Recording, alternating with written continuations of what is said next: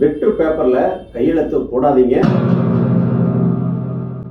ஒருவேளை போட்டிருந்தீங்கன்னா நான் சொல்றதை கேளுங்க. இன்னைக்கு பல நபர்கள் நம்பிக்கையின் பெயர்ல வெற்று பேப்பர்ல எம்டி தாள்ல கையெழுத்து போட்டு கொடுத்துறாங்க. அது கடன் வாங்குறதுக்காக இருக்கலாம், இல்லைன்னா ஒரு உறுதிமொழிக்காக இருக்கலாம். கையெழுத்து போட்டு கொடுத்துறாங்க. அந்த ஒரு தவறுனால வாழ்க்கையில பல கஷ்டங்களை சந்திக்க நேரிடும். ஆமாங்க, உங்களுடைய எம்டி பேப்பர்ல, அதாவது சைன் பண்ற எம்டி பேப்பர்ல அவங்க யார் உங்கள்கிட்ட கையெழுத்து வாங்கினாங்களோ அவங்க கடன் பத்திரமாவோ இல்லைன்னா ஒரு உறுதிமொழி ஆவணமாவோ இன்னும் செக்ல கூட நீங்க கையெழுத்து போட்டு கொடுத்தாங்களோ அது உங்கள் நீதிமன்றம் வரை இழுத்து சென்று உங்களுக்கு பல பிரச்சனைகளை உருவாக்க நேரிடும். அதனால நான் சொல்றத ஞாபகம் வச்சுக்கோங்க.